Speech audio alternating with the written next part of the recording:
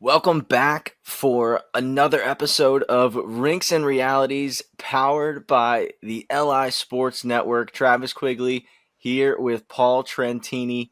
And Paul, our guest today, representing the team on your hat, the recently named captain of the Farmingdale Rams M2 squad, Joe LaChase. Joe, welcome to Rinks and Realities.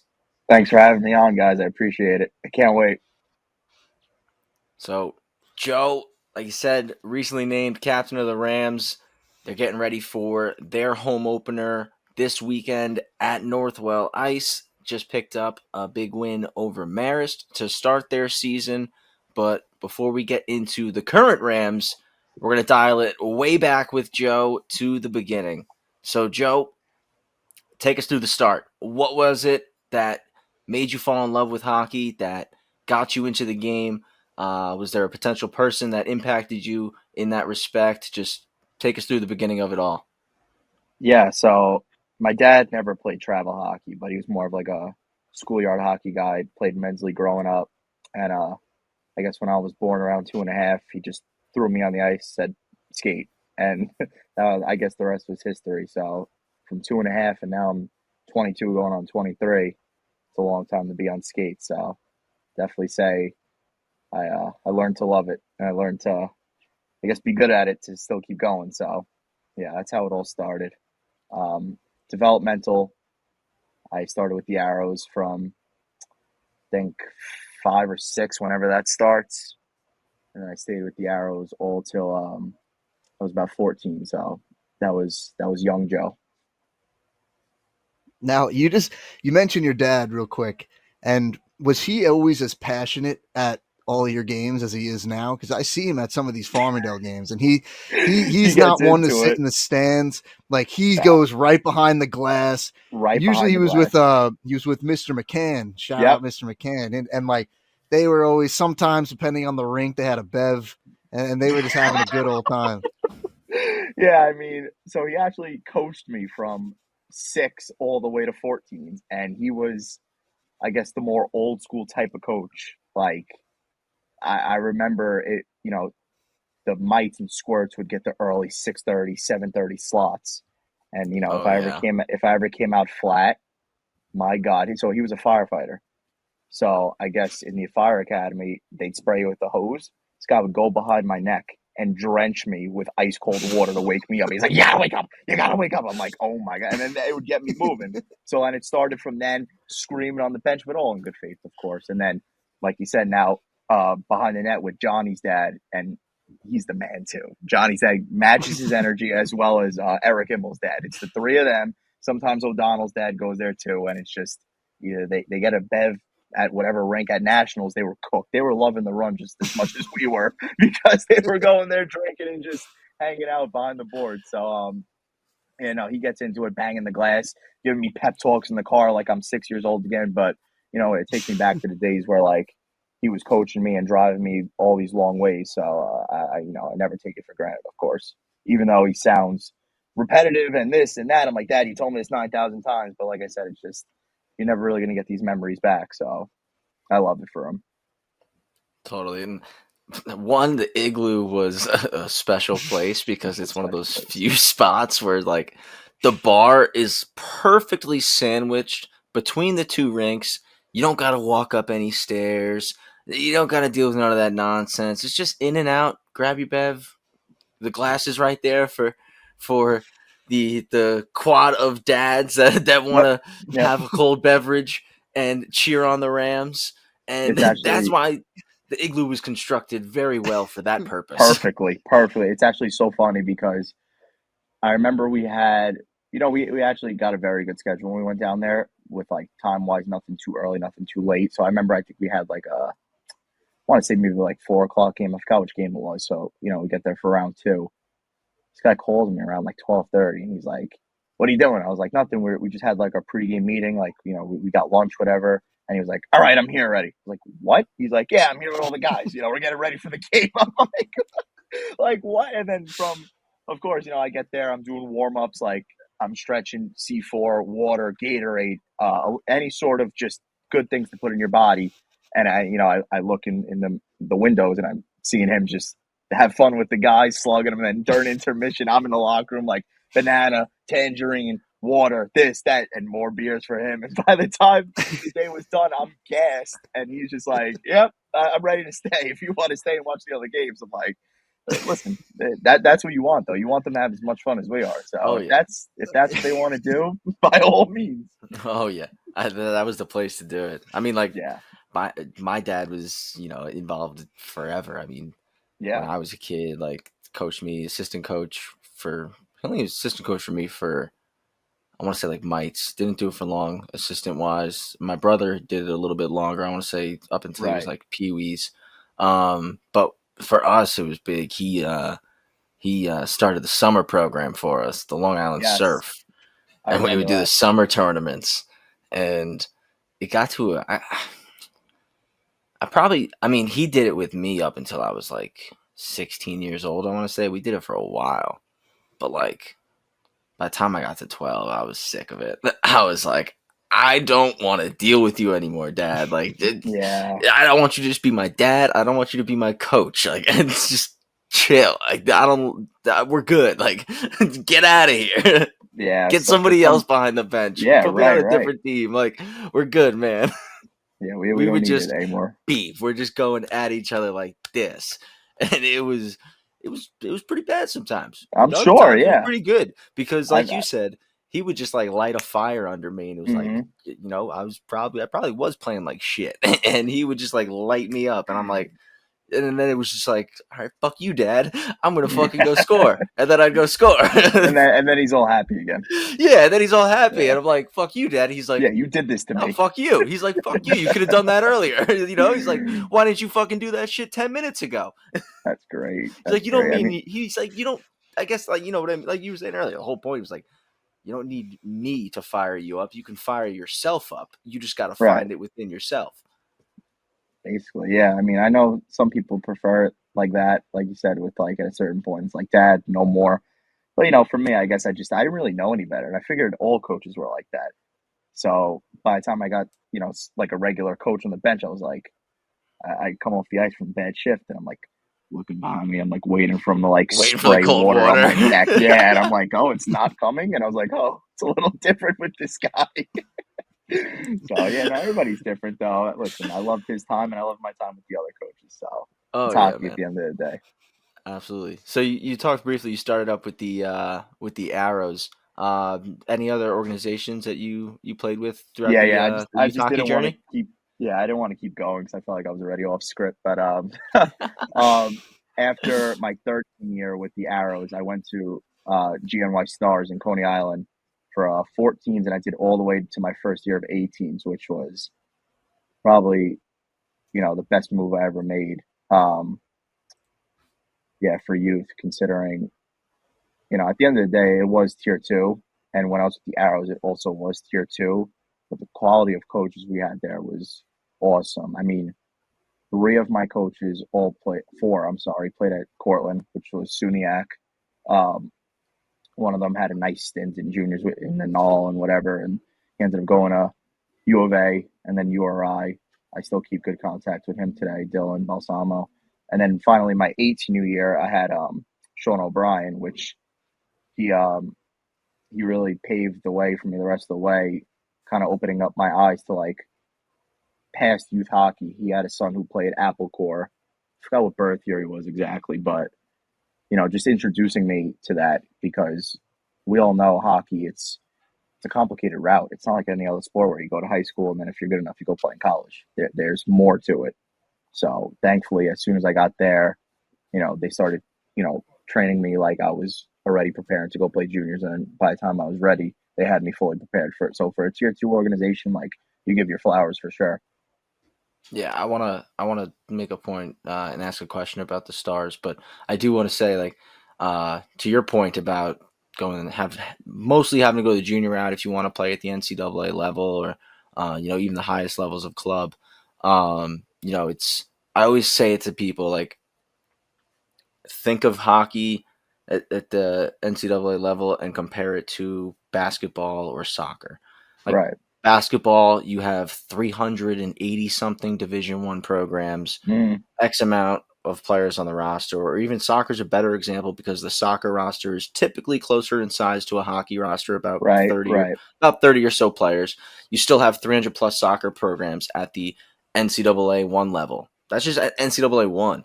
NCAA two and three, there's another. You have almost at all three NCAA levels combined for soccer, you have about 1,000 programs. Right.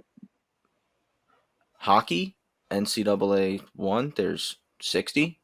Mm, There's 6 at Division two, yep. and there's 93 or 94 now, I want to say, And at that's Division three. because they had like a nice growth in the past couple of years. I think when I was in Exactly. the age out years, like 80 something still. Yeah, it was a lot. It was significantly less.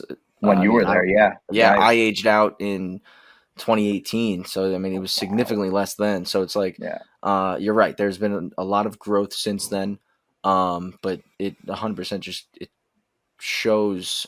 And I think when I explain it in that way to like non-hockey people, it like kind of opens their eyes to like Right. how difficult it is to go the hockey route, Right. and how hard of a choice it is. But off of that tangent, just circling back to the Stars real quick, you mentioned how impactful that program was to you moving on to juniors. And was there anybody at the Stars like that you kind of almost like followed their path?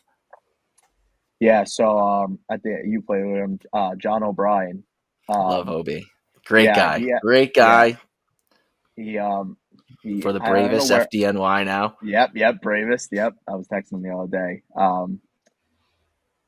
Yeah, he did Stars. I don't know where exactly he played youth before the Stars. I don't know if he was there forever. Maybe he was.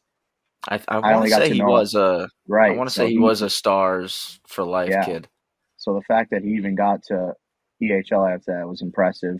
So I kind of looked at that as following his footsteps, but more actually when I look back into it now, I really followed in the steps of Vinny Sinamo. I don't know if you know him. I think he's a 99 or 98. He The went name to the does sound Stars. familiar. Yeah. He went to the Star. Actually, before that, he played at Holy Cross High School in Flushing, which is where I went. He went to the Stars 18U year, and that was when I was 14. So I got to meet him because we had like similar paths already. I was like, oh, he went to Holy Cross. Now you play for the Stars. Like, yes, me too. And then from then, he actually went right to Farmingdale. Ended up getting the scene his last year. So I was like, oh, all right. And then now when I look at it, I was like, so Holy Cross to the Stars to uh, Farmingdale. So I'm like, I can really compare it to two guys. So, Yeah. it definitely gave an opportunity for lots of players to move on different ways, which is also why it was such a good organization. Like, I feel like it's becoming so common, unfortunately. Like, guys after 18 are just like, yeah, I'm going to school. Which, like, listen, nothing wrong with that. Hockey isn't for everybody. To me, I think if you're committing to travel hockey from whatever age to whatever age, pursue it. You're putting in that much time. You put in that much money. Keep going.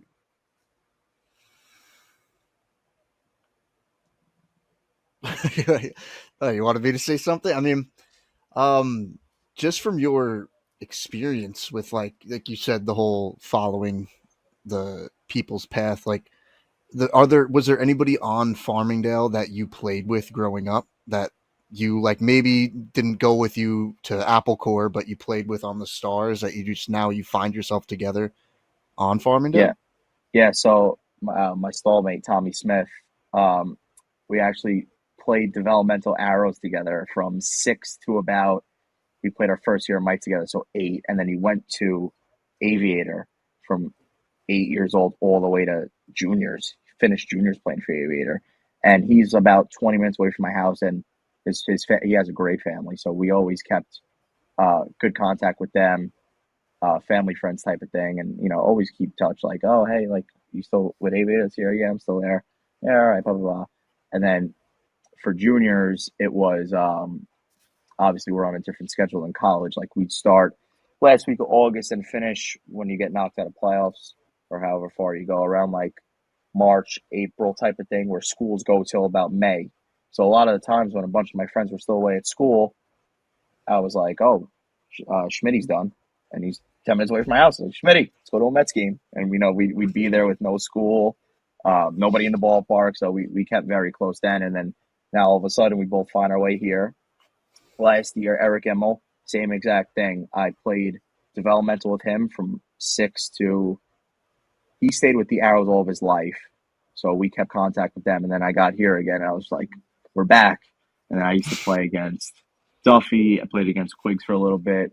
I'm just going around the room right now. Kravitz, I played against him 1 year. O'Donnell, I played against him 1 year. Minio, me and Minio used to go at it in high school games. It was funny. And I think that's it. So yeah, it's nice to come together. Be like, remember those days where we used to go at it, we used to play together. So it's good. Now you and Smitty came in mid-season at the same exact time. Did that have any influence, like you joining and then he joined, or vice versa? Like he joined, then you joined, or was Yeah. it just kind of like happenstance? Me and Maisie, I'll go into that later too when we get into my school stuff. We always kept a very good contact. Maisie is top tier in what you want in a coach, and just a friend, like away from the rink. Always spoke very highly of me to other people. Always spoke highly to me. Always treated me with respect as if I was one of his guys. Meanwhile, I was playing at Apple Corps. I had no, connection here whatsoever. So I always kept it to Schmitty too. I was like, yeah, like reach out. Like he's a nice guy. Like, listen, it's always nice to have something in the backup just in case something doesn't work out. And when stuff didn't work out in Oswego for him, I said, yo, Farmingdale, I'm going to go. You come with me. I said, let's talk to him. We'll go second semester. And he's like, all right, cool.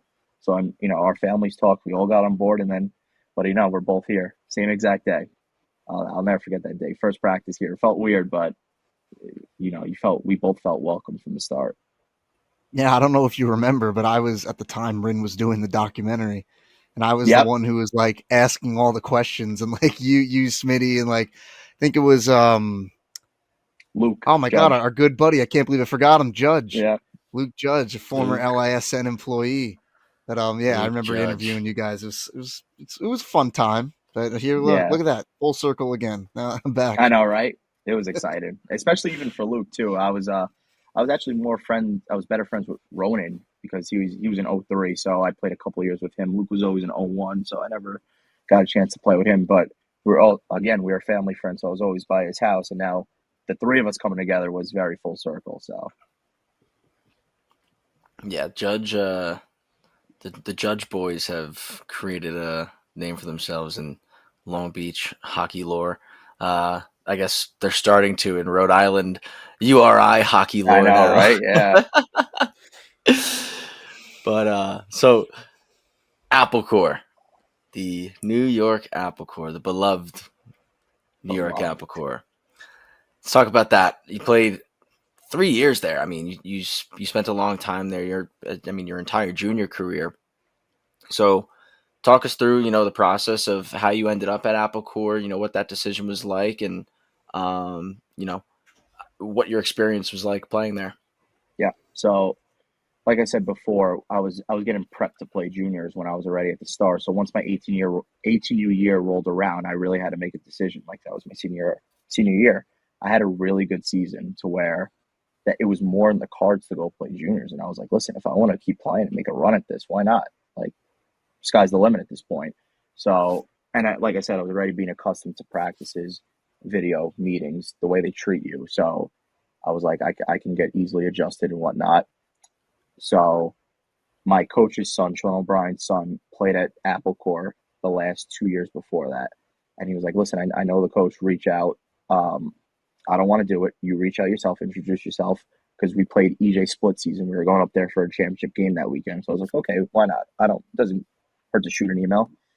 Hey, coach, it's LaChase from, GNY Stars, 18U. We have our championship game on Sunday. I'm interested in your program for next year if you don't mind coming to watch me play.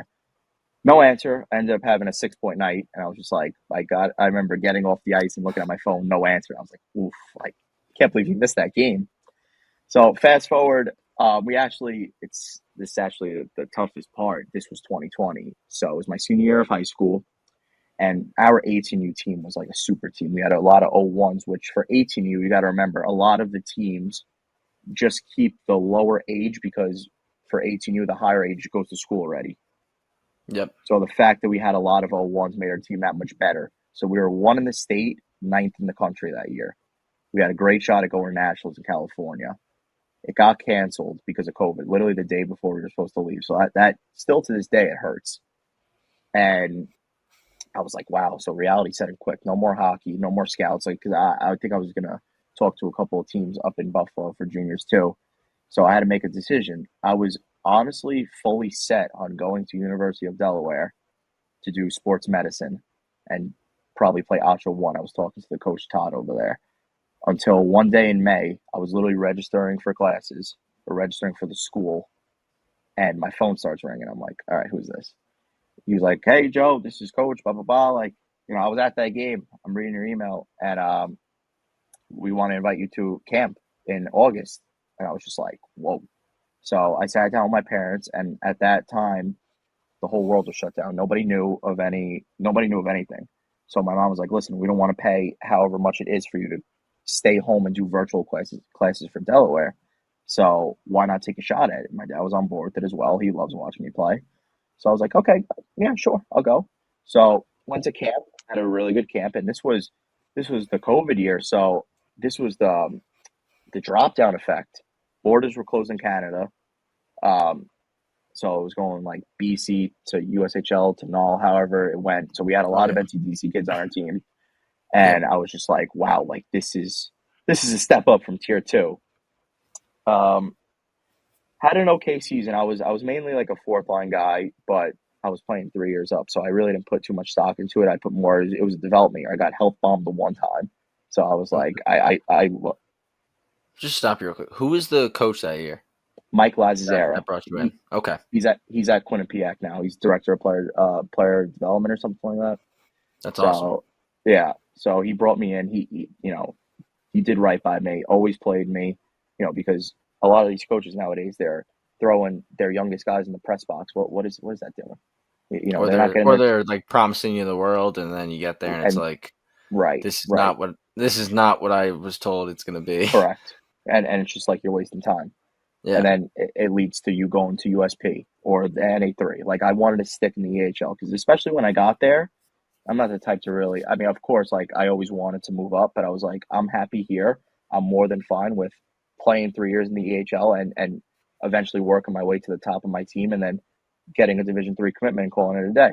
So that's what I kind of set my goals upon, rather than get uncomfortable and say I got to do point per game now, move up to the null, go to the USHL. Which listen, if that's your goals, by all means, fine. I just like to keep it more realistic for myself. So I had a great first year. I met a lot of great people. Still contact to this day. Really took me under their wing. So very happy about that. Had some good times with them. And then I was like, I got to go back for another year. Like this was so much fun. Went back for another year, even better of a year. I moved up in the lineup. I was more of a middle six guy. Played power play, played penalty kill, and me and a bunch of the guys, they were coming by my house every Friday night when we were going out. So it was like I was getting the school experience because we were going out by whatever college we really wanted to, and then Yep. we were playing hockey every day. So I was like, this is fantastic. Then that's when a lot of the drama kicked in. Our coach ended up getting fired around Thanksgiving, so we brought in this other guy that lasted 2 games. 2 games. Brutal. Fired him again. And they were talking about a dispersal draft at that moment. We were in a 3-game set in Philly playing the Little Flyers, and I was like, wow, so this is how it's all going to end. So what happened was, starting that year, our skills coach, Joe Wegworth, he played NTDP with Eichel and Larkin. He was a fifth-round pick to the Yep. Panthers. Yeah, Yeah, I know Joe. Yep. Yep. He was sidelined with a lot of concussion problems. So he was still like skating with us to keep his legs just in case another offer came his way. But he was in the locker room around the guys. He stepped up and said, "I'll coach them for the rest of the year." So he came in for about the last 3 months, and this guy played at Notre Dame, played it at NTDP. So we're all like, "Yeah, we're putting our trust in this guy." Ended up being the best 3 month stretch I've ever had playing hockey. Like we went from, I think we were sitting last in our division, and we went on like a 8-2 run going into the playoffs. Everybody was all fired up. The guys were bought in. Our age outs were getting committed. And that's really all you can ask for, right? Like you're playing for the older guys. That was the mindset I had, at least. Like you do everything for your guys to get to school. Because at the end of the day, that's what you're there for. Get everybody to school. So we rolled into playoffs. We're playing the 1 seed Railers. We went up there. We got wiped in game 1, 6-0. And I was like, all right, so start wrapping it up, boys. It was a good run, good little run. Game 2 comes around the next morning. We ended up upsetting them 5-4 or 4-3, something like that. I was like, wow. So we're going to game 3 here. We had a day off in between. We had a huge team meeting at one of the guys' houses, and we were so excited. We were like, listen, like we have nothing to lose out here. We aren't even supposed to be in this spot. We ended up going to Worcester. It was a Sunday afternoon game. EHL commissioner was there. All the staff was there just because like they were like, this might happen. We go down 1-0 early, scored three power play goals off a 5-minute power play. And it was my power play. Spencer Morris, shout out. 2 nasty Genos from the point, absolutely ripping the goalie. And we're on the bench like, we're here. Like, this is our game. Like, we're going to move on. And then the Apple Core collapse hit, and we let up 4 unanswered, and we ended up losing and got eliminated. So that was probably one of the most heartbreaking games I've ever played. And I was like, wow, like for such a good year, that's how it ended. And you know, I like to compare juniors to like a pro style of career. So being with your guys every day, whether it's, you know, the typical 9 to 3 juniors day or like 8 to 4, 8 to 2, whatever it was, you were seeing these guys every day. You were putting in the work with them. You were in the gym with them. You were getting lunch with them. You were going out with them. It was tough to build that bond up, make it that far. I mean, granted, it was only the first round, but for us, it seems like we did take them to the end and just have it end. So I was like, I got to go back for my 3rd year. It was kind of like a redemption type of mind. And that's when a lot of more things got hectic. I had a fairly decent year. I think I had like 20 points, and I had 2 years of DHL experience. So the phone started ringing in the summer. I had about 5 different teams checking on me, and we had a new coach coming in because Joe Wegworth got a job with Bemidji State. That's where he is now.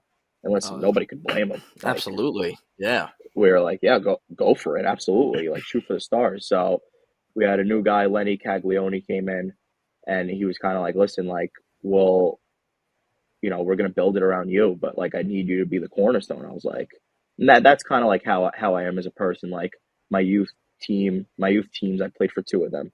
Juniors, I played for 1. So I don't like to bounce around to just better situations. I'm the type of right. I was taught like me as a person could make a lot of things better. So I was like, yeah, I'll bring. We brought in a whole new group of guys. I ended up getting the A that year. I thought I should have got the C, but I ended up winning the voting, but some reason didn't get it. Still rattles me to this day. So when I got it for Farmingdale, a couple of my Apple Core guys threw some shots. They're like, "You finally got your C." Huh? I was like, "Yeah, they couldn't take it away from me this time." We brought in a whole new group, so it was definitely like an adjustment period. We didn't have that hot of a start, but I personally did. For the first 20 games, I was point per game. I was sitting like top 10 in scoring. A lot of schools were reaching out. I think when it was all said and done, I had 9 Division III offers. So I had a pretty good age out year. But at the end of the day, I was just like, with how many times I got banged up and the amount I've put in for 3 years. You got to remember, not a lot of guys do 3 years. A lot of the time, it's you do a prep year, and then you do your 2 junior years wherever you do it. Well, it's only. I mean, I know you did like 7, Trav, but it just an absolute nail gun. That's not really the blueprint anymore. So I was like, I'm beat up, like and I had Mays calling me. And I had Stony Brook calling me, and I was like, I would rather just stay home. I get to work, and I also really wanted to pursue coaching, which I was able to do here. Thankfully, we can get into that later too. And I ultimately decided to go to Stony Brook. So it was a great. I listen. we never made a fantastic run to the finals or even the Frozen Four, but I would never trade those years for anything.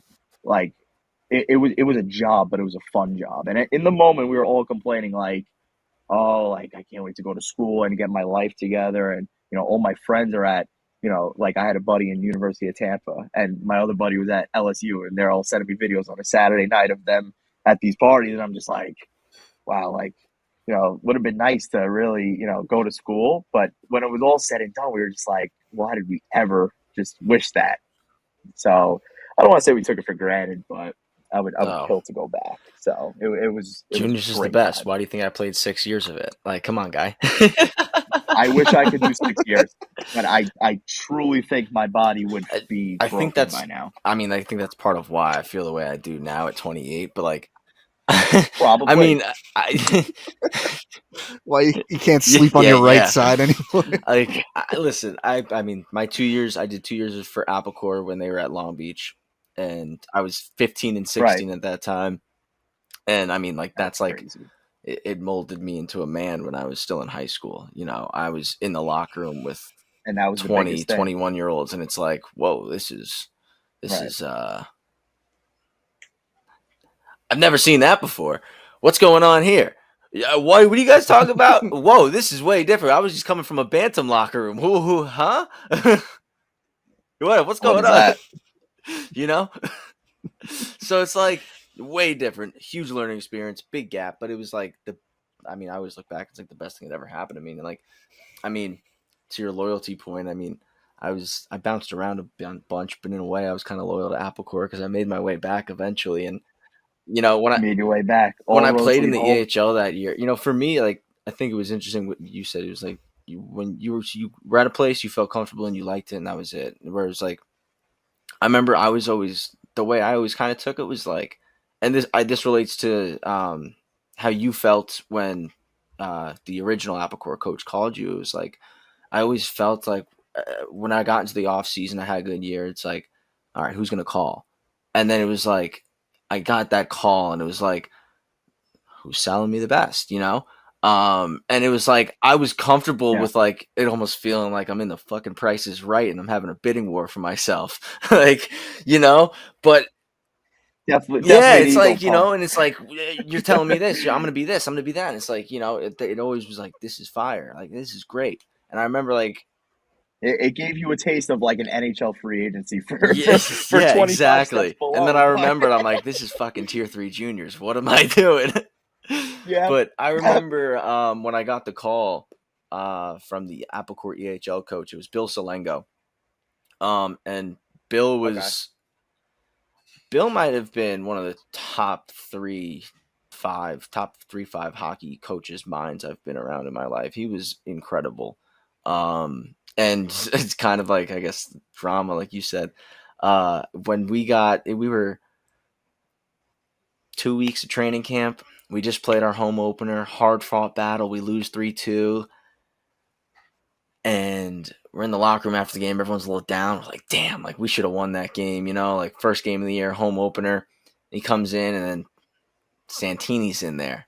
And Oh we're like, this can't be Jesus. good. What's Santini doing in here? What's Steve? Steve-O. What's Steve? Bro, Steve-O. Steve and Bob were in there. See, Steve gave that up when I was there. He Dude. never touched the room. I guess he just let it all out when you So, were well, there.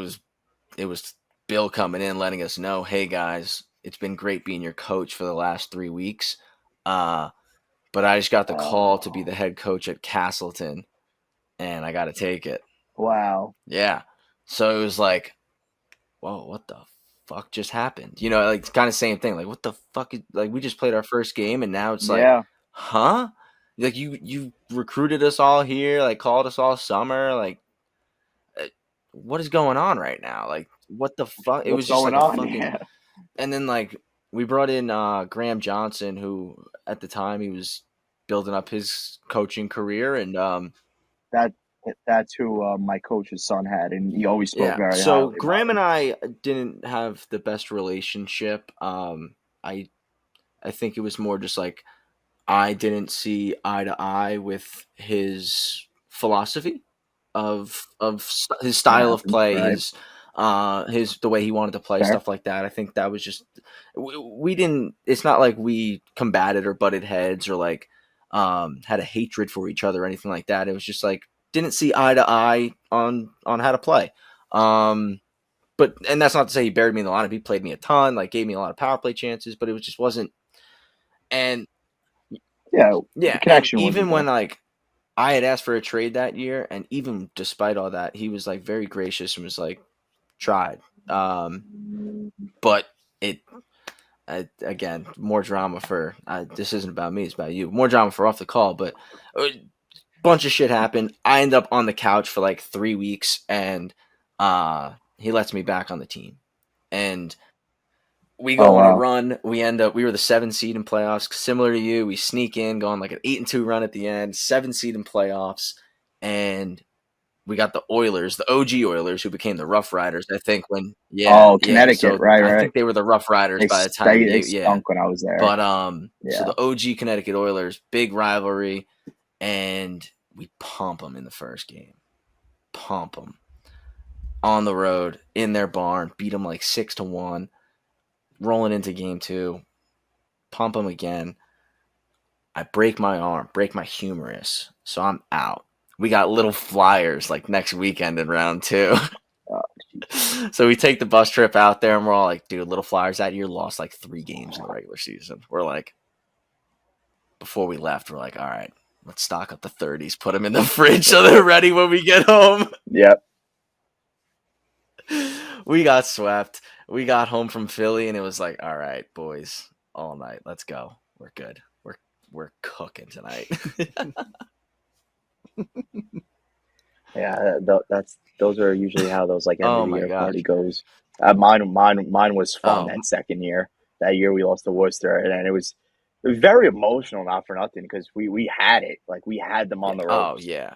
So I mean, I guess for you guys, you guys never really No. had a pulse, but I mean, I think that Worcester team actually made it to the finals that year. I Yeah, think Little Flyers won they it, ended up or losing. So we yeah, were I like, think yeah. they won it or lost in the chip the year that they smoked us. Was it Catron? Was he coaching Mark Catron No, at that time? He's been there for a while now. He but always put together a nice no, program over there. See, I always have nice things to say yeah, about the no. EHL. Like they EHO do was it great, so and right. like I think when EHL I is was coming awesome. out, my age out year was the first year of the NCDC. So when I was playing for Applecore in the EHL, Okay.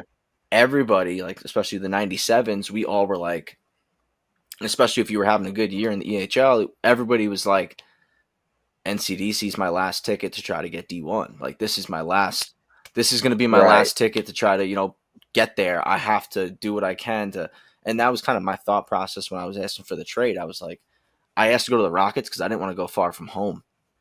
And they actually did orchestrate a trade for me to go to the Bandits at first, who were going to the NCDC. Because that was the whole thing. It was like when I requested the trade, I was like, keep me in the EHL, but like send me to one of these teams that are leaving. Like send me to the Rockets, send me, But when it came down to it, I was like, I don't want to go to the Bandits. Like send me to the Rockets. And then, The yeah. Bridgewater ones, Bridgewater Yeah. Bandits. They're Yeah. back in the So EHL like now. Yeah. obviously it all worked out. I ended up at the Rockets anyways, but this is why I thought of the Rockets when you brought up end of the year parties. Rockets, my age out year, end of the year party was all dudes, but it was Electric. probably one of the best parties I've ever been to my entire life. Yeah. That's how literally they go.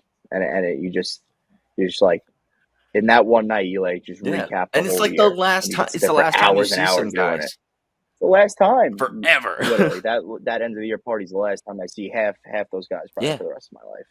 So it sucks, but I guess it's part of life. And that's why like, going off topic, I mean, I sometimes you lose friends like just outside of hockey, and like people ask you like, oh, how? It's like, listen, I've been in junior locker rooms where like you meet guys one day and they get cut by the end of the week, or you spend a whole year with somebody and then you never see them ever again. So Dude, I'm numb to when I it was at on this point. Applecore, I lived with a kid from I had 5 other roommates in my apartment. I mean, I still talk regularly to one of them. I talk to the others sometimes, like, never seen him before. Right. Never seen him again in my life. When I was on Rockets in my billet house, like, I lived with two Czech kids. Like yeah, that was Wow. great. Yeah, That you was ain't seen great. those kids again. We had a couple. We had a couple Euros on my Apple Core team. We had a My lot of second Swedes. Did year, you guys have the that year, Swedes? We had a lot of Swedes on my Apple Core we didn't team. have Swedes. So yeah, no, Schmidt had a lot of Swedes at Aviator, but we had a Finnish goalie. Kid was like 6'5". His name was Rasmus. We called him Rasmus. He had a sleeve of tattoos. It was like a huge dragon, and like I was just like, God damn, what are they feeding you over there, dude? I'm like 5'8", just like rolling in there with my fitted hat, my two chains, and this kid's looking at me like, who the fuck is this guy? You're here to play hockey, Dude, buddy? And I'm looking at him like, who the hell are you? Where you come from? Go bro. back. Bro, same thing. We had this kid when I was on Apple Core. This kid came down from the Knoll. He was out in like Amarillo, Paul, for like he was in Yep. Amarillo for like a month, I want to say, and then he came down to us. And I'll never forget. Nestor Plarsmo was his name, and I'll never forget this kid, bro. He What a walks name. in the room, Swedish kid, and the first thing, again, this is not just my thought. This was like the whole team's thought. Everyone just like, why are you playing hockey, bro? You should be like some Swedish model somewhere, fucking on a beach. Yeah. Like, what the hell are you doing in a hockey locker room, right? One of the best hockey players I've ever seen in my life, but like, was way better looking than he was at hockey. Like, yeah, That's saying a like, lot. dude, Yeah. it was. I'm like, who is this like Swedish god waltzing into our Apple Core locker room in Brewster right now? He's just modeling the Apple Core jerseys. Yeah, That's all like he's what is doing. going on here? But yeah, the Crazy. Euros, Yeah, no, you meet you some meet some creatures, incredible people. Incredible people. but that's why I Like, loved it so much. Like it's I different mean, from college. again, sticking with Apple Core, two of my Apple Core teammates, the Freetmans, two brothers, Bruiser and Bo. His first name was Ellis, but like when he was a kid, baby, he was like beating shit up, so his parents nicknamed him Bruiser, and it stuck, which was such a nail gun Nails. name, such a nail gun name. Nail gun. But Bruiser and Bo Freetman, so sick. Like I don't like again. I'm going with this because it shows just how small the hockey world is. These two guys Yeah. they're from Ann Arbor, Michigan. End up on my Apple Core team, get traded to us from like I think the Junior Flyers or Little Flyers, one of the Flyer teams. And we become boys. And next thing I know, they're like, yeah, we our family, we billet NTDP guys when they were in Ann Arbor. We billeted NTDP guys. Yeah, the kid Bo, when he was like a senior in high school, they were billeting Sonny Milano. Or no, I'm sorry, Long when he was a Island guy too. sophomore in It's high like school, they were billeting Sonny Milano. that's So I was like, electric oh, you guys too. know Yeah, Sonny, it is a like small Sonny world. Milano. I'm like, yeah, of course I know Sonny Milano, like Long Island guy. Like funniest stories of like just them billeting NTDP guys, and it's like again, small ass Yeah. hockey world. Why the fuck you playing for the Apple Core right Small now? ass world. Yeah, yeah, it's the smallest circle in the world. Seriously, It's it's hockey. hockey. It's hockey. So let's get into the Rams. The Rams. Baby. Farmingdale Rams. hockey. You talked a little bit about, that first year coming in, second semester with that crop of guys, Smitty, Luke Judge. You guys had decent run that year. Obviously not what you were anticipating, but I think last year was where you guys had really set yourselves as we're becoming one of the premier and dominant club hockey programs. We're a team that you need to look out for every single season. And what do you think that was? So just talk to us about Farmingdale hockey, about last year, and what you guys are building over there. Yeah, so I mean, it starts from the top. I mean, Maisie, like I said, just probably my favorite coach I've ever had, just on and off the ice. I think it starts there, just setting the culture from the top, and not even just him, like Coach Ship, Coach Spear, Jenny, Rob, Tom. I'm probably forgetting one of the coaches because we have a lot, but just them being them making it a family atmosphere. So whether it's just small shit like happy birthday, or like, hey, what's going on? How's the day going? Like, how are you getting adjusted to the practices or whatever? So that it starts there, and then you move into the room, and we have 30 stalls here, all that you can see each other. We have workouts once a week. We do film Tuesday nights, recapping the weekend games. Thursday nights we do prep for whoever we got that weekend. And then just the on ice product, since honestly maybe 2 years ago, has just shot up.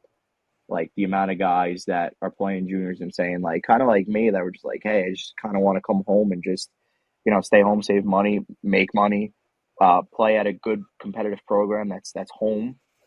And that's what we had last year. And we got guys to just buy in. So I mean, listen, it wasn't smooth sailing by all means. We had goals that we wanted to achieve coming into the year.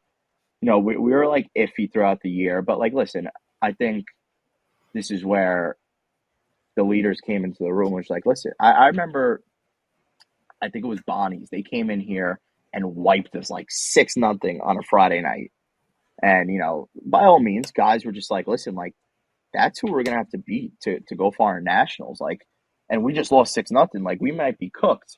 So I called a closed door meeting, and I kind of like started this trend. It was just power of positivity, POP we call it.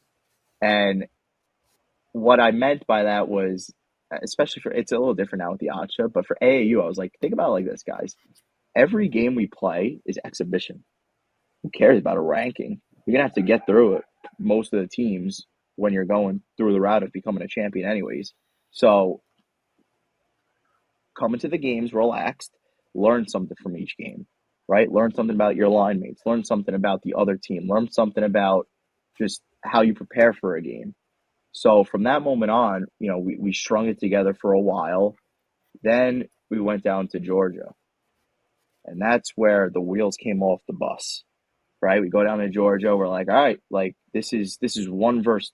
I think we were maybe 4 or 5 at the time, Yeah, I maybe was. 3. I remember I was going like, like the listen, lead up to that. I mean, like the week before. So it was like yeah, it heavily was, talked about. It was like, I mean, not obviously within Farmingdale, Georgia people, but like outside, the people that cover club hockey were like, this is going to be a big one because it's you got your two yeah, top 5 yeah, teams in the AAU, and this is a 3-game set in Georgia. Like this is yeah, 2 teams that national championship contenders. So absolutely, I know exactly what you were right, saying with that. right, There was also that like college hockey South Yeah, versus Empire kind of thing Empire, too, where like how good are each teams really, because like they don't play each other as much. So that was a fun little aspect added to it. right, yeah, no, that it was that we heard the hype, and I think it got to a lot of guys. And listen, like, there's nothing wrong with that. Like, it's an emotional game. I think everybody knows that. So we go down there for game 1. We have a skate that morning. We felt good. And what do you know? We lose 7-0, 6-0. I was just like, fuck, like this sucks. So whatever. Listen, 3-game series, like, but we learned from the Bonnie series, just wipe it. Get ready for the next day. Like, we roll into the next day, tighter game. We went into a shootout and lost, which we were like, listen, we're right there. Like, we didn't win, but it doesn't matter. It never mattered in AAU. Like, eh, whether we lost to them 3 times like we did, and then we beat them in the semis, and like who got the last laugh, and it had no effect on us. Now in the Acha, you go down there and you lose a 3-game set, you're unfortunately looking at your season ending, which we know that now. But at the time, it was like I was like, guys, we're good, we're good. Day 3 comes, and this is where we thought we'd get them because we did 3 against Niagara and 3 against Bonnie's, and Mace purposely does our 3-game series like that because it builds you for nationals. But for some reason, we just didn't have juice that game 3, and they beat us again. And it was frustrating. Like, even for me, I was just like, come on. Like, we had to squeak out 1 here just for the confidence of the room. But after that game 3, I found it the other day. We got into like a little bit of a scrumble at the end. I think it was Bridgewood and one of their guys. Emotions. Show the guys like, listen, like this isn't acceptable. Go in there, cross check the guy, whatever. Little fight. Declan Conway, Long Island kid. I grew up playing with him and against him. I looked at the YouTube video. He's waving us goodbye, and in the same frame, you see me looking up at the scoreboard, smiling, and everybody's like, "Why the fuck were you smiling after getting swept by Georgia?" And I was like, "Because I just knew. Like, you saw the way they were all excited. Like, I was like, these kids don't know what it's like to play in the playoffs, do they?" And what do you know? Like, we went down to nationals and we beat them. We wore them down in the semis.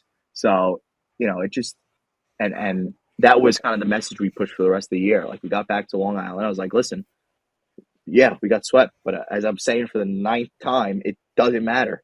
We'll see them again. And we played a couple more series.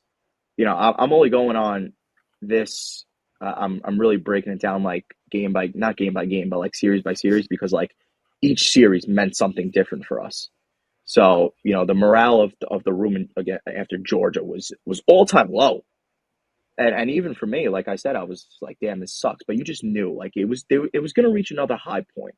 Like for how talented this team was last year, and for the amount of work we put in, we weren't just going to roll over and die. That's not what Farmingdale's about. You don't just roll over and die. If you have some kind of balls, you're going to go out. Sorry, you're going to go out there and you're going to fight. And that's exactly what we did. We went into Empire. I think we did. I don't think we had any more like big games after Georgia. So it was kind of just like you're kind of foaming at the mouth, waiting for the next big test. So we go into Empire playoffs. We win both those games. That Quinnipiac game was absolutely insane, by the way. But that was another just character win.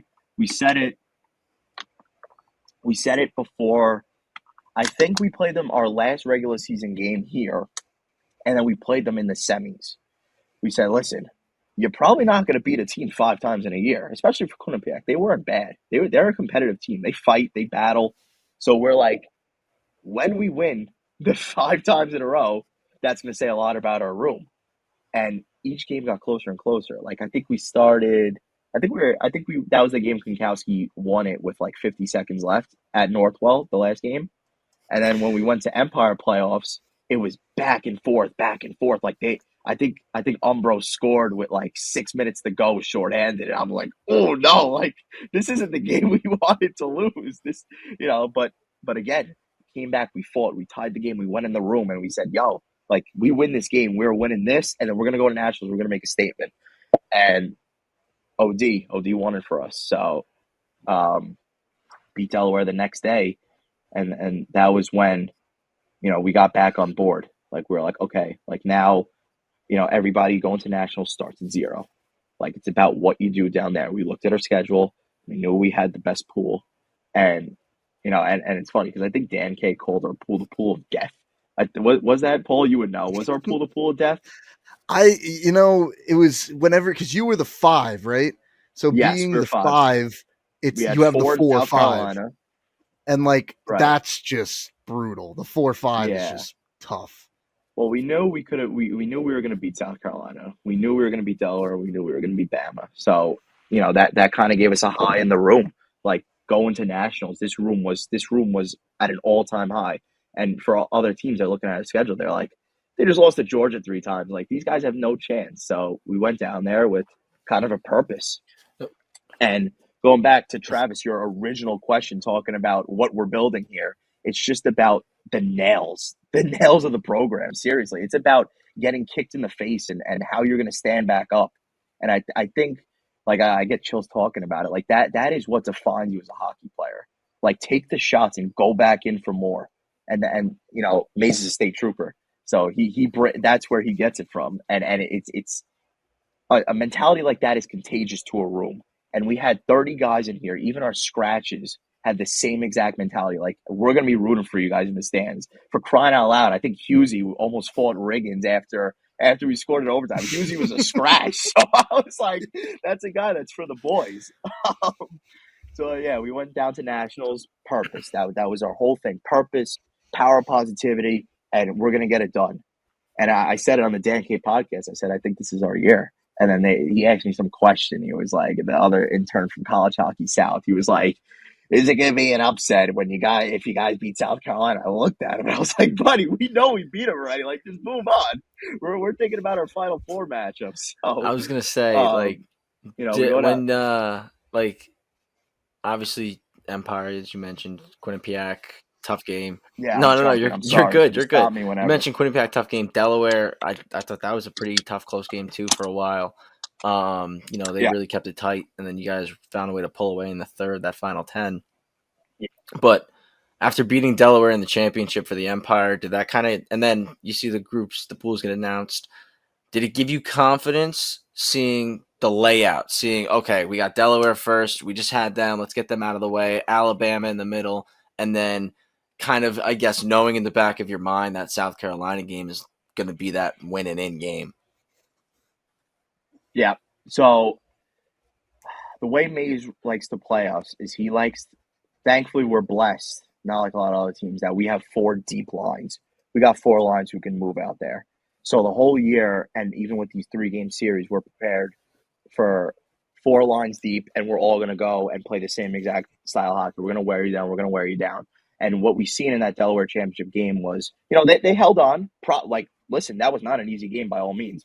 But by the time the third period rolled around, we got into the room after the second and said, let's put the nail in the coffin here. Like, let's get them out of here.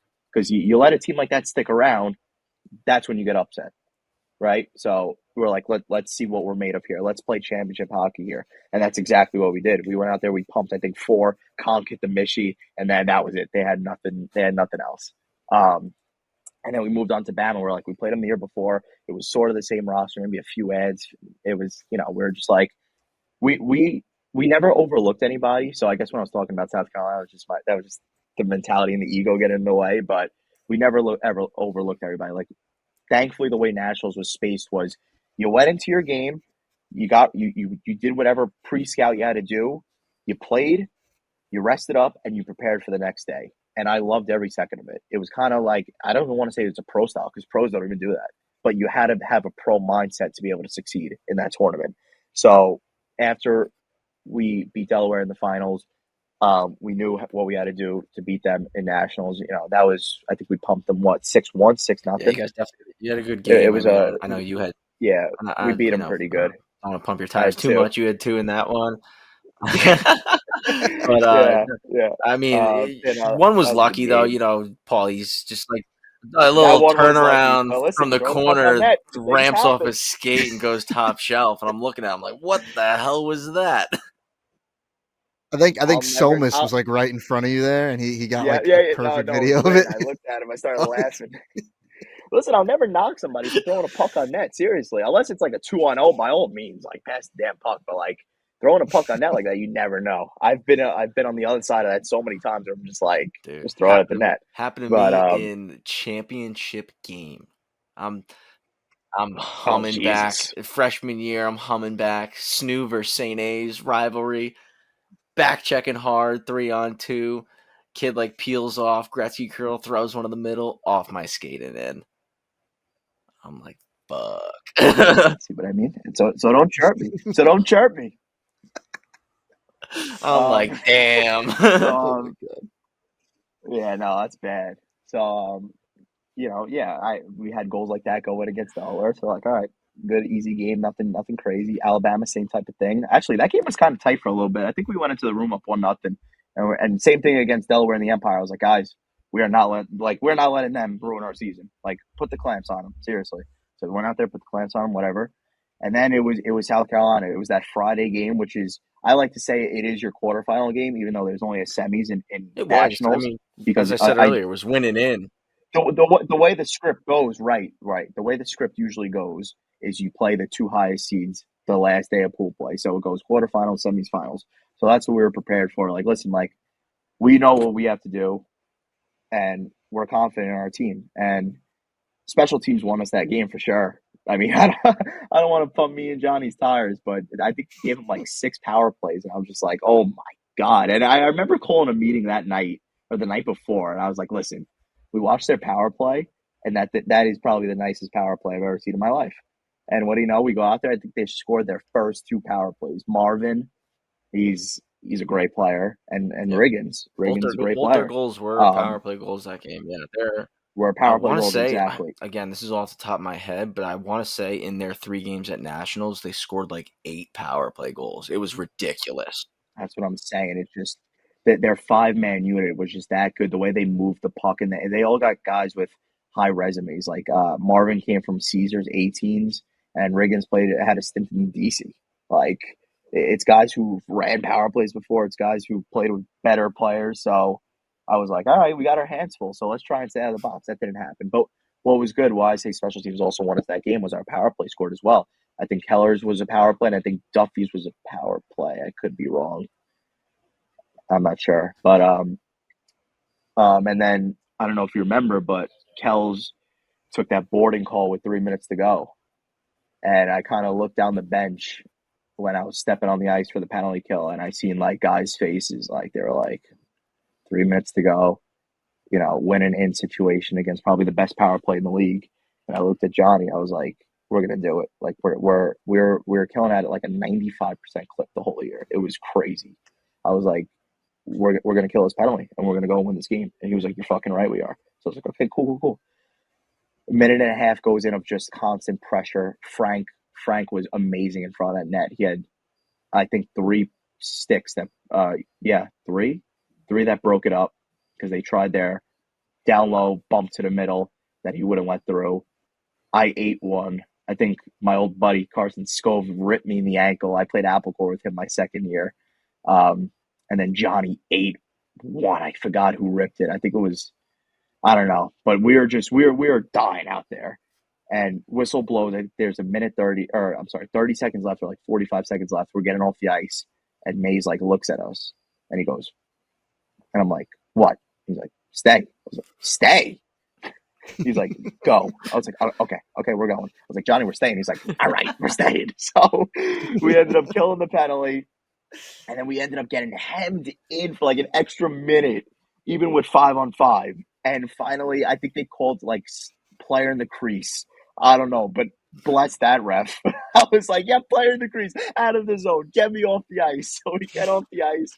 We're sitting on the bench. I was like, we're going to win this damn game. And he's like, yeah, we're going to win. And then overtime comes, we pull the upset off, and I was just like, this is amazing. Like we are making a run, and we're all confident. Like we knew we were going to be in that spot. So the fact that we just kept saying it and saying it and saying it, now it was coming to reality. We're like, and then it's so funny because, like I said before, I mean, do you guys want to add anything in before I go to the semis? I do want to just add a quick thing. Yeah. No. This is strictly just like for the record. Can you look into the camera and tell us if that goal went in or not? That goal went in. That goal All right, went in. I just wanted to. That goal went in. Just wanted to get the clarification. And I think if you rewatch that video, listen, there's a saying like the ref can't switch the call. As soon as she pointed goal, I was off that bench because even if it went in or not, it didn't matter. She pointed goal. So yeah, I think you were the first guy off. Yeah. And then Conk was still playing. They were going to call too many men on the ice on him. Helmet. They were going to call too many men on the ice, but I don't know. Like, whatever. I murdered myself on his helmet. And I remember just jumping back into the pile. Like, let's go. We're going. Then, like, I'm like in the pile. I'm like, am I bleeding? I think I cut myself. But no, that was, and then whatever was after, like we were on Instagram and we see all the burners going and we're like, this is great. It really took off that night when it was like midnight and Rin releases his video. Rin, yep. But they said he wouldn't. Yeah. So he was not gonna. Yeah, they don't think so. They were like, you're not gonna post the video, and he posted it. Yeah, posted both angles. Shout out Rin Shimano, the goat. And then shout out Trav, the call. The Rams behind the Cox. I was like, let's go, Trav. You know, that Long Island in you was just like, let's fucking go. I'm unbiased. Yeah, no, I know, but that call was definitely the hometown kid coming in. No, that was one of the. Yeah, then, I mean, again, before we jump in, move on to the semifinals. Yeah. That was probably the tightest game that I saw you guys play last year. Up until the day before, the next day. Until the next day, and then that was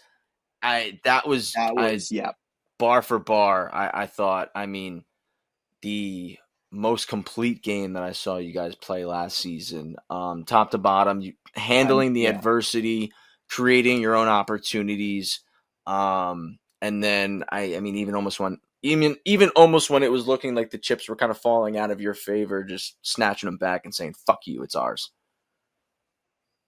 Yep, and that goes back to just our mentality. That's what we build in the room. Like we were going into the room after every period saying, like, yeah, listen, like they're fast, but we'll hit them. Like that was it. Like eventually, it's day three. They're gonna wear down. They're gonna slow down. And I don't even think it was in regulation that they necessarily slowed down. But going back to what I said about how Maisie plays his style with the four lines, like they were rolling Riggins line and then Scove's line, and really maybe they'll mix in like their third line or whatever. And listen, like I'll never rag on another coach's style. I mean, you should have your better players out on the ice, but eventually, like guys are going to get tired. And I think after the first shift of overtime, we were in their zone for maybe like 4 minutes, and I was just like, it's only a matter of time. The only thing we got to hope for is just like a puck doesn't bounce over one of the D stick and they have a breakaway. Otherwise, we're going to win. So, but no, we were very composed the entire game. No panic on the bench. Just trusting everybody who went out there and just trusting the way we play. And that was the power of positivity. That's it. Just trusting the guys. So, and then Saturday, just another day. And for me, at least I can say for myself, I don't know about anybody else, but it didn't even click that we were playing Georgia because once we beat South Carolina, the mindset was just, okay, they're next, fine. It didn't matter. Like we knew we were gonna win. That's the contagious, mentality that just spread around the room. So first period, I think they scored quick, and I was like, ooh, it's not ideal. And then the first period, it was bad. And I remember going back and watching the broadcast over the summer. One of you guys interviewed the coach, and he was like, "Yeah, we just got to keep playing the way we do. We're going to win this game." And I was like, "Huh, you got another year to get to, buddy." And we went into the room after the first, and you saw some of the faces that were like, "All right, maybe like this is where we're running out of gas." And no, it was, listen, we're going to go back out there. We're going to play our hockey. We're gonna dump pucks in. We're going to bang bodies. It's day 4 now, so you keep hitting guys, they're not going to be able to move. And May started me, Johnny, and Siggy, and he was like, "Do what you do." So, fine. we got pucks behind their D that first shift, and we had like a minute shift in their zone, just cycling, just pucks to the net, hitting them. They couldn't break the puck out, and it's like the guys in the bench like turned to each other. It was like, "Oh yeah, so this is what we got to do." And that whole second period was that hockey. And then that's when on the bench we're like, we're feeling it. Then Johnny scores. Now we're back in the game. Now we're tied up. Now we're like, okay, here we go. Third period, and honestly, after that first period, we just knew we were winning. Like that was our game, the second and third period. Third period, like I mean, obviously when the clock's ticking down and it's still 1-1, you're like, all right, we got to tighten up, make sure like one doesn't leak in on us. And one leaked in on them. Like Bridgewood was there to bury the garbage right in front of the net. Our hockey once again, get it to the gritty areas. And then Duffy got the breakaway 3-1. And then as soon as it was 3-1, Mays looked at our line and he was like, "You're gonna roll with Immel's line, 1-1-3-1. I'm sorry, 1-2-2, not 1-3-1. I'm thinking of the PK. Nobody's allowed to. Well, now we're gonna switch with the PK. 1-2-2. Right, that's Pucks over the 1-3-1 can't be and, your PK because that's 5 guys on the ice. So, oh my God, it is. I'm losing my mind. You know why? Because I'm sweating in the locker room. There's no fans in here. Like, my God, I'm losing my mind. But it's all right. So, you know what? Let people think I don't know anything about hockey. Hopefully, no like future hockey this guy employers LaChase watching has no this. hockey So, IQ. Jeez. yeah. Well, listen, I don't give a shit what I said about the 1-3-1 or the 1-2-5 or whatever. Like, we went out there and these guys could barely get in the zone. So I was just like, this is beautiful. Like I looked at Johnny. 4 minutes left. I said, we won. They're not scoring 2 goals. Even if they score 1, I'll be surprised. And then we won that game. And I was just like, here we go. Like this is it. Like it's all. It was honestly, it was like storybook. I was like, like it's coming into our hands. Like we're gonna play for the Natty tomorrow, and we still have that mentality that we're gonna fucking win. And to think, and that night we were just like, think about where we were against Georgia. Day 3 coming home from Georgia, we were like, the season's over. And we were able to just really right the ship. So should I go into Tampa or you guys want to stop it for Paul? I mean, that's really up to you. I mean, like, you're really on I a mean, heater. I don't know if you'll carry I that same passion going into Yeah, Tampa, but yeah. Let's I let's mean, so let's do this. Let's talk to us about Tampa and obviously the highs and lows of that game and how the group, the returners and the new additions are going to use that as fuel and carry that with you this season as a learning lesson and a tool to reach the heights that you want to reach this year. right. So, um, we go out for Tampa, down 3-0 quick. It just wasn't our period. That's literally what it was. I don't even want to say it wasn't our night because it just wasn't our period. Because for the rest of the game, listen, it's tough to come back from 3 goals. We obviously we made it that far. We were like, listen, we still have a chance to win this game. We're gonna keep going. And we cut it down to 3-2, but ultimately, like, Tampa's a very good hockey team, right? Um, so we were just like, listen, we just can't spot them 3 goals. Like, we're gonna see them again. So it sucks now. It weared on me for a long time over the summer. Like, I was up at night and just rewatching the game. And I was just like, it was a bad period.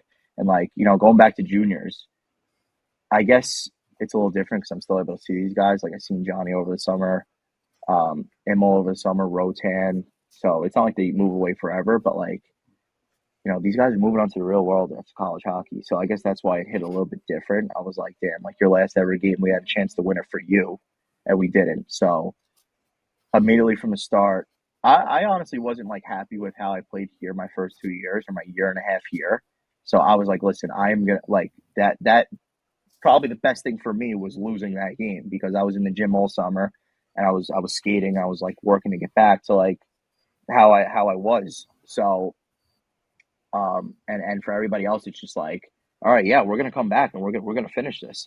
So that's the mindset right now in the room. What I did was I was able to get Kevin to buy picture frames and hang up all of our seniors from last year on our door on the way out. So like when we walk out, like, listen, they got us there last year, and that's where we're trying to get back to. So we're playing for them. So that's kind of the mindset we have. Do it for them, and even for the new guys, they're like, yeah, listen, like, we watched, we can only imagine how it felt. And even for Quiggs, like, Quiggs came in here, he's like, fuck Tampa, like, we're gonna come in and we're gonna beat them. And even Leps came in and was like, I'm ready, I want Tampa right now. So we'll go down there for a nice set week before Thanksgiving, and we're it's circled on the calendar, but listen, we're taking a day at a time. So it's gonna be a good matchup. It's And I just ultimately gotta say, man, that's what we want to get back it's at. so weird hearing you call my brother Quigs because like I think you're talking. I'm like, yo, what do you? I'm not in the room. I'm right here. What do you Yeah, mean? you're right Unless there. Yeah. I said to Joe the other day, I was like, you think Maisie will come let me skate? I still got some eligibility. Let me sign up for a class. Yeah, yeah. Oh, Jesus Christ. Three Oh, I classes, don't know if I actually. could do 3. Yeah, 3 classes now in the yacht. I don't know what it was with AAU, but AAU, I don't think you had to go to class. yeah, probably not. Especially if you're at Farmingdale, you don't have to go to So, class. But you guys, thank God the AAU don't exist anymore. so you guys just got the season started. Big dub on Saturday over Marist, 8-1. Yeah. And home opener this Saturday against Rutgers, home and home with them. And then you guys kind of slide into more of the M2 schedule. What are you most looking forward to with this move to the ACHA, and what are the expectations for the group? I mean, it's the same expectations. I mean, we know we're going to be in the race. Like, we're going to be at nationals. So it's just about staying focused on how we're going to get there and not having those slip ups that we had last year. Because, like I said, you go down to Georgia, or in this year's case, FAU's coming here for 3. You lose 3 to FAU, you're looking at a world where you don't even make regionals, and then your season's over right there. So it's from the start at camp where we're like, listen, this is how we got to be, and just stay consistent throughout the year. Like, of course you're going to lose, right? It happens. You can't go a perfect season. If you do, snaps. Like, props to you. But it's very hard to do that. So it's about staying consistent, whatever. So within ACHA 2, like, we have a lot more. It's definitely a harder path considering there's a lot more teams, and there's less room for error. Like, there's 50 teams in our regions and 16 make regionals. So it's like, oh wow, so you got to beat out a lot of teams, but we know where we are as a team. So if we play our game, which we will, we're going to be there. And with the expectations about even getting to the finals, like, or even nationals. I told Maisie like I wouldn't be shocked if the Elite Eight at nationals is Tampa, Carolina, Georgia, Farmingdale, maybe like Bonnie's, Buff, and then two of the powerhouses from Acha. Like I think our AAU league, listen, it was small, whatever, but our top eight teams are good hockey teams. So I think we're well prepared for what we're going to face. And like I said, I wouldn't be shocked if we're seeing these teams again in nationals. It's just about getting there again. No, that's honestly, like you were just saying, like though the league was small, like the players cared. Like it was still like as much as Yeah, you'd hear, like you'd see the comments, oh AAU this, AAU that. Like the players cared. The yeah, players showed up every day. We just had you sit here for like an hour just talking about how the power of positivity and like the meetings you POP. guys are having at night. Like there is definitely a level of legitimacy that I think was being very overlooked because many people didn't know about AAU. But I think like carrying it over into ACHA, I would love to see like a rematch or kind of first of all just like the statement of like so the AAU was legit. Like first of all, we're Yeah. here. But second of all, just like that rematch, that kind of bloodbath of what is to come. Because you guys definitely made some friends in Oh nationals yeah. last year. Yeah, yeah. We made friends down there. I mean, I don't really care about them. Whatever. I'm there to play against them. I'm there to win. Like, and that goes for the 30 guys we have here. It's the same thing. We get into the rink. It's like, let's see who can talk and walk the walk too. So, it's going to be exciting. Like, it's a fresh year, and it's just you're always thinking about the end goal. But as you get more mature, and that's why I always think going back to even juniors, like that's why you're thankful for the older guys because they teach you this. Like they mature you real quick. Like Trav was saying, it's guys who have been there. So I was able to carry that experience here and calm the room down when you need to and explain to the guys. It sounds cliche, but it's truly a marathon and not a sprint, right? Like you're not going to sprint to nationals. Take each game at a time and just chip away. So yeah, no, I mean, I'm excited to see all these other teams again. Tampa looks good. South Carolina looks good. Georgia looks good, but so do we. So, it's just about getting familiar with, I guess, the teams that we haven't played yet, which we got a nice 3-game set in New Hampshire next week, which is a huge weekend for us. Oh, that's another 3-game set that I completely forgot about.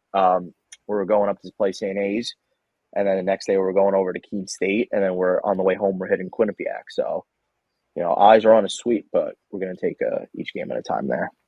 Yeah, I mean, Paul and I will be at plenty of games this season, so we're obviously going to be watching closely to see how the Rams do, and obviously wish the most success to you guys this season, and hopefully can finish on top like you did in the Empire last year, this time at the national level this year. So, Yeah, that'd be nice. Also, we're hosting Neckel playoffs in Long Beach. I don't know if the word's out there, but I guess I dropped the bomb now. So that's gonna be a Paul, fun first, weekend. first, Paul, this is the first time ever a guest is dropping news on the pod. Oh yeah, look at that. We're 2 episodes in, and Dropping we're nukes on here, basically baby. we're Schefter, Friedman, whatever you want to call it. First ever conference playoffs hosted on Long Island for Farmingdale. You kidding me? That's That's gonna awesome. be That gives me a fun. hunch. That gives me a hunch it So might be on LISN. Potentially. yeah, words in the air. Potentially. I don't know. OT for Trav. OT pay for Trav. Oh, So yeah, no, that's I awesome. appreciate it though. So let's transition. What are obviously I'm not rushing you there right now. I'm not. You still got a lot of hockey to be played, but have you put any thought into what the next chapter is going to look like? What life after hockey is going to be like? I mean, have you even thought about maybe trying to play pro hockey after Farmingdale? What do you think's next? So I think when I decided to come the club route, I think I kind of made peace with myself that that would probably put a end to trying to play pro. I mean, listen, you see it like a bunch of Archer guys are playing pro, but I think with, like I said, with like just the injuries that I'm carrying over and still getting, I'm just like, I wouldn't want to like keep putting my life on hold to just go down with another injury and then just be kind of stuck in the mud type of thing. Um, regarding life after hockey, I really don't really want there to be one. So ever since I played juniors, I kind of fell in love with the idea of like getting your own team, coaching it the way you want to, and being the GM there as well. So I really would love to pursue a job in hockey if I could. I know I met a couple people along the way.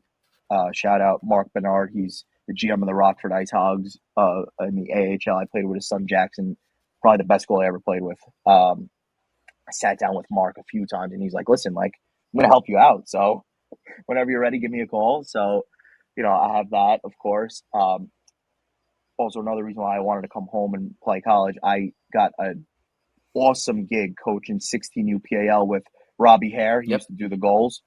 He's the man, and I honestly give so much props to him because I sat him down in May when we were doing spring hockey, and I said, "Listen, Rob, like I want to play Farmingdale, but I wouldn't be able to commit full time to PAL, but I want to coach with you because one, I mean, I feel like whenever you're getting a kid to coach, you start him off with like the 8Us, the developmental. The fact that he was ready to bring me in with his 09 16U group to be an assistant coach just showed how much confidence he had in me. And, we're already a disgusting team. We're going to make a run at states and nationals. So I was like, but I am not giving up this opportunity to coach with you and this team and just a chance to learn from you and then put it on my resume to try and get to juniors one day. I was like, would you be able to work with me? Like, let me go to my Farmingdale games. I will make any game I can with you with PAL. And he said yes. So I'm here at Northwell nice and early doing that.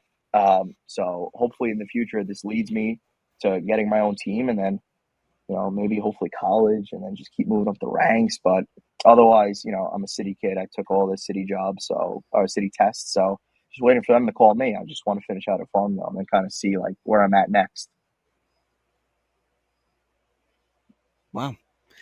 Yeah, that was a lot. Now that was a lot. No, it's really well thought out though, and like I totally Yeah. get that itch. I never played at the level that either of you played at, but when I was in college, I remember I was sitting in my accounting 2 class, and I'm staring at some whatever, I don't even know what they're called because like I didn't even like pay attention. I was just staring at the wall, whatever those things you would do in accounting, and I'm thinking to myself like Spreadsheets. I hate this. It wasn't a spreadsheet because it's like everything you can do now in accounting, like on the computer, you obviously before computers you couldn't do it. So that's what accounting 1 and 2 are. It's basically showing you how to actually do accounting Yeah. without the computer, but it's like it's basically BS because the second you get a job, you are doing everything on the computer. Cost But of goods regardless, sold. I'm staring at like whatever it is on the board, and I'm like, I hate this. I'm like, I hate this so much. And I just knew like from that moment, I was like, why am I not putting myself in sports, around sports? It's what I care about the most. And that it wasn't even a year after that where I got the job here at LISN, and now I'm at like a hockey rink like 3 times a week. And frankly, sometimes I'm sick of it. And the fact that I'm sick of it is ridiculous because there was a point where I'm like, oh my God, like I would do anything to just not be in accounting 2 right now. So Yeah. it's cool to like have that kind of realization and even options, like saying, the Rockford Ice Hogs GM, like My that's guy. something cool to look forward to. And it just shows the connections you make playing hockey. Yeah. They could get you somewhere. Listen, my dad always told me, he was like, just get a job where you're going to want to wake up and put a smile on your face going to work. Like, and listen, it sucks seeing the guys who work 9 to 5s, just be like, oh, I can't wait for the day to be over. You kind of just upset at your whole life. Like, I want to be able to just wake up roll out of bed and be like, let's go to work. Like, that's the dream. So whatever comes my way, I'll be excited to take it on. So I guess you just got to keep pushing, looking for more options and cross that bridge when I get there. So I guess just worry about the season here first, like Trav said, and worry about beating Tampa. Still plenty more hockey to be played, but you're 100% right, man. I think that's the right message to push there is like pursue what makes you happy, especially career wise. Like, I mean, I remember a big lesson for me, wake up call. When I was in college, I was working construction in Manhattan, taking the train in all the time, like 6 a.m. on the train. I'm getting on the train going home at like 5 p.m., pulling like 12, 14-hour And you're like, days. I'm what like, the this hell? sucks. Making great money. Like, don't get me wrong, making Uh-huh. No, of fantastic course, money. right. Making You make it's good probably some money. of the most money I've ever made in Yeah. my life. But I wasn't happy. Yeah. And then I'm looking at all the other people on the train each day. The suits, the doctors, the this, that, and all these people you can see are unhappy. Maybe not the doctors. The doctors, like, like you gotta be passionate. You're saving lives. Doctors Maybe are doing pretty the well. nurses, Yeah. Whatever it may be. You see, Right. they're just unhappy. They look miserable, and it's like that will not be me. Like I am not going to do that to myself. Like I'm gonna find something that I enjoy. I'm going to surround myself with that. I'm going to surround myself by people who are passionate about the same things I'm passionate about. I'm going to learn from them. I hope that they learn from me, and I'm gonna do that. And if I got to make my own lane, I'm gonna make my own damn lane. I don't care what it is. So I think that's Right. 100% the right way to go about it. But like you said, plenty of hockey still to be played. Um, Plenty Plenty of still hockey still to be baby. played. All I got is men's league nowadays. So Listen, I love my men's league days. I got my own team. See that's my practice day when I get a job in hockey. Like these poor kids on my men's league team, they're like, dude, it's fucking men's league, and I'm like, we're gonna get to the rink an hour early. If you don't play well, you get bought out of your contract. I bought some kid out. Power of Like, positivity. Power of positivity. I you want to get into some men's league stories? I mean, that's for Dude. another time. But this team I have, man, we make Listen, some man, runs. SHL A League. I know all about the men's league. We treat it like it's the NHL. It's actually kind of comical. Yeah, I mean that is your At NHL at my that age, age. it is the So NHL. I mean, granted, it helps. There's some NHL guys that play in the league. So. yeah, like you go on the ice, you see Pinto Skinner, I'll be like, oh yeah, this is the NHL. Yeah. Oh, yeah. Dude, I remember Hey, one Pins. time I'm lining up for a draw with Pinto, and like I don't like wear any of my snooze shit. Like I wear like my Rockets pants and like Rockets helmet. Okay, I do that. I Yeah. wear my So like Appleton I stuff. remember I line up for the draw, and he's wearing all his Senator stuff. And I'm just like laughing, like I'm in Rocket shit. He's in Senator shit. He looks at me, he's like, New Jersey Rockets. Now that's a he's like, now that's Ottawa a real Senators. organization. Oh, little buddy. All right. And I'm like, compared to the Very Ottawa proud. Senators? Like, what are we comparing it to here? You should have looked at him and be like, Ottawa Senators. That's a real organization, Yeah, too, pal. yeah. Real nice. And like, dude, That's great. Must be nice. like Right? the bad, like Coronado, he's like pulling up this summer, all his Flames gear. Like, yeah, that's like, another one. And then just wait till you see like Shabrier get his Shabs. contract. Marshall Shabs, Warren's love Marsh. there. Dude, I'm walking up the stairs at Superior this summer, and like, it's like it is no. It is 4 days after the draft. 4 days. And James Higgins is there, balling out, scoring Genos, dishing the puck like a madman. 250 people in the building, tons of kids. I'm walking up to go out for warm-ups. This guy went down the stairs, back to the room, grabbed like 3 backup twigs, and went back up to hand them out to kids. I'm like, he's going to do well. I'm like, he's going to do really well. Yeah. That's awesome. But it's dope That's what you seeing need those around guys Long like in Island the. It's because- like I think I said this to Paul this summer. It's like dope seeing those guys in the rink, and like for young kids being able to come down in the summertime and see like, hey, like he was me 15 years ago. He was on the same rink that I'm on when I go to practice. That could be me. And now he made it to the NHL, but he's still coming home. And like I think that's like the most important thing. And I think that's the coolest thing I think about this generation of kind of Long Island guys that have made it to the NHL and the upper echelons of D1 is like a lot of the older guys, like when they made it, they never came back. And like, the younger generation, my generation, your age guys, like they make it and they're coming back, and like I think that's what's the most important thing. They get Yeah. it. I mean, They get it. yeah, It's a they simple get it. thing. They get it. And it's just nice to see the growth of on Long Island. Like they're pushing for it. Like, but doing that, like what Hagen's did with the Sticks, is just going to make them want to play even more. So you're just going to see more growth out of Long Island. And at the end of the day, it's what you want. Like, just wait till Farmingdale goes Archer 1 next year or something. Yeah.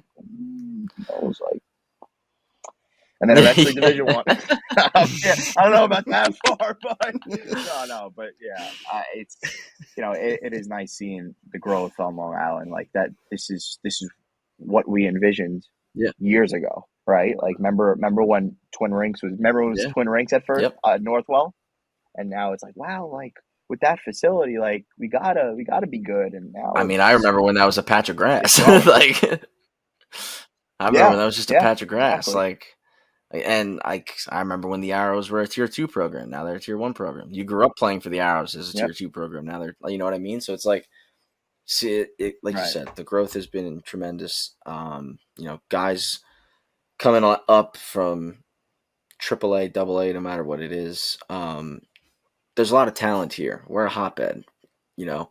And I think a lot more people are starting to open up their eyes to that and see that there's a lot of skilled hockey players here. And I think the nice thing is, which was the case with my generation, was like you had to go to get noticed.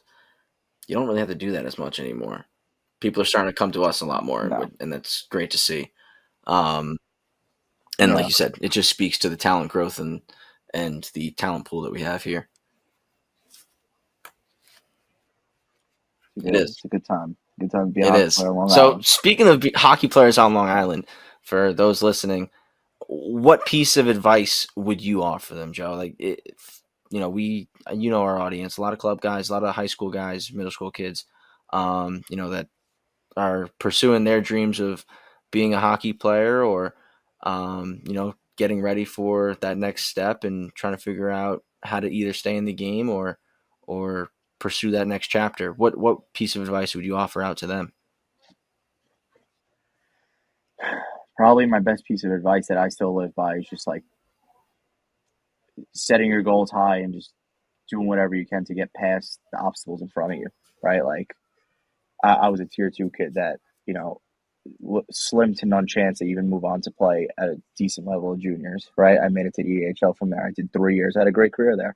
I was able to get some NCAA offers. Granted, didn't take them, didn't end up there, but I'm more than happy where I am now. So I had a successful, push to college, and now it's about, the obstacles we talked about last year at nationals. Like you replay that tournament a couple of times, like we might not even end up in the semis. And now it's just setting your goals high and just keep going. Just find ways around those obstacles. And, for all these kids, like with everything they have access to, with whether it's more ice, right? Better coaches, being able to move away from home if you need to. There's so many different options for them to just keep pushing and setting the goals higher, higher, and higher and higher for them to ultimately be successful. So I think that's the best thing.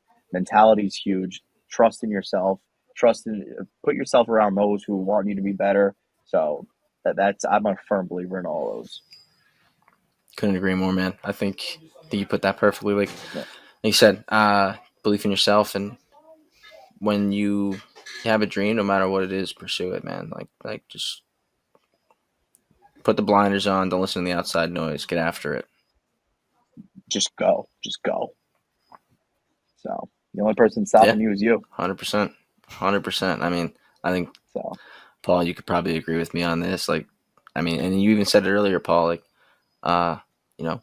you were in accounting class and you were like, I want to be in sports, and you pursued an opportunity here, and look at you now.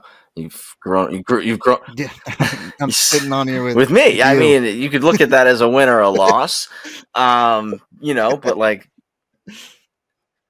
W duo. I think we've both have looked at it as like, okay, we're gonna pursue this and we're gonna go all in with what we want to do in sports, in production, and in for myself, broadcasting, and again, you just put those blinders on, you go. And like I'm not going to speak for you, Paul. I'll let you say this, but like I don't have no regrets. Yeah, no, I mean, I like where I am. I like where I'm headed. Obviously, I love LISN, but obviously, I hope there's more beyond it. But it's no I offense to hope so too, Travis or Paul. any of the crew, I think we all, but I think we but all will be beyond LISN at some point, and Commander in Chief knows that, and he's going to be sad when we all go. But he's stuck with us for right now. He's sitting there like, God damn it. Yeah. Soak it all Yeah. in, Commander in Chief. last thing I want to ask you, Joe, is it's kind of related to like nothing we've talked about, but Poppy. That seems to be Poppy. the name that you've acquired at Farmingdale. Is that something that you brought there or you were given there? It's something I brought there, honestly. I'm trying to think because it's just been sticking with me for so long now. Like, I think I just went up to Rin one day. You know what it was? I was working the pizzeria for a while, and the guy, some of the Spanish guys would just be like, "Papi," and I'm like, "Hey." So like, and it just got to the point where I think I worked like all week one week, and I was like, "Papi, papi, papi." So I got to the rink one day, and I seen Rin. I was like, "Papi," and he's like, "Papi," and then everybody just started calling me Papi. I was like, "I'm not supposed to be Papi. You guys are Papis. I'm calling you the Papis." Oh, and some people take it out of context. They think it's like Papi, like weird like that. Like, no, it's Papi, Papi. Papi. And then now like some people think it's like for Matthews they call him Pappy. So I guess I'm gonna grow a mustache or something. So I don't know, but I like the nickname Papi, Papi. Papi. Listen, I'd see you Papi. walking in. I'd see you walking in with the sweatsuits. I know you got the chains on. Like I Yeah. wasn't sure if it was some like Italian sort of like reference, Nah, whatever. I mean for juniors they used to call me the Don, the so that Don. was more for yeah, Hey, Don yeah. LaChase. So wait till yeah, Don LaChase. So wait till you see a Double suit this kiss on year. the cheek. You're gonna be nice. Yeah. We're gonna La- roll with like $1,000 in cash LaChase is every in his game. stall Like, petting hey, the how are you? cat. Feet up, feet all kicked up. It's like, what the hell is Yeah. this guy's gonna play a hockey game. So yeah, no, that's where it comes from. I have a lot of nicknames, but it's all in good spirits. Poppy. Poppy's a good one. That's Poppy. that's original. I like that. All right. Yeah. Do we have anything Mm. else we want to talk about here, or are we gonna close this out? I mean, I feel like I feel like we could go a lot deeper, but I think the age restriction on this video or this podcast might pop up. But maybe LISN after dark. Maybe that's something that in the future we Let bring me up. know. I'm back on. See the After dark. LISN after dark. Yeah, the behind the scenes edition of this podcast. We sit at a campfire and drink beers. That's when that has to be. That has to be Yeah, the in-person podcast.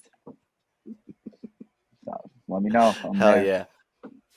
Now I gotta go coach 16s, baby. See, this is where it There you starts. go. That's the dream. That's the dream. No man. So all good. Well, All Joe, good. we appreciate the time a ton, man. Super excited. Paul's not going to be there, unfortunately, but super excited to be there this weekend, Saturday, for your guys' home opener against Rutgers. That should be a great contest between you two. Rutgers has obviously been ACHA M1 for a while now. They always typically have a pretty decent program, so I expect that to be a pretty good game. Nice home and home series before, like you said, you head up to New Hampshire next weekend and kick off that M2 schedule. So everyone, please make sure you go follow Joe LaChase on social media. Joe, we didn't get to mention it much, but Joe also does some work, hockey news, so check out his work there, please. Yes, sir. Check out Joe's work. Check out his social medias. Follow Joe. Follow Farmingdale Hockey on social media, FSC Hockey on Instagram for all of their updates. They post a lot of great content between their practice stuff, game content. You'll get all game day posts, 3 stars of the game. They do it all over on their Instagram channel, so make sure you follow them.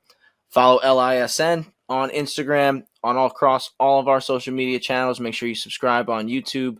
And, of course, stay tuned for the next episode of Rinks and Realities, powered by the LI Sports Network on YouTube and Spotify. On behalf of our producer, Wally Mitchell, Paulie, Jesus Christ, what the hell was that? Paulie, I wanted to say Paulie Panasonic, and then, I started saying Paulie Mitchell.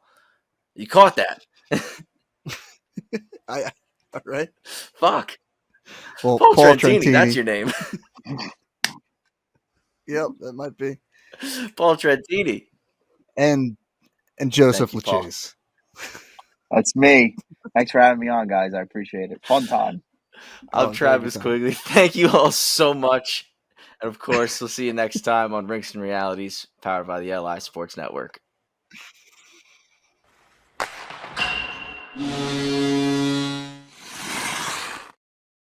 The stick, you were ready to go. I mean, what was it like being that age? Obviously, what was the step there? Did you go right to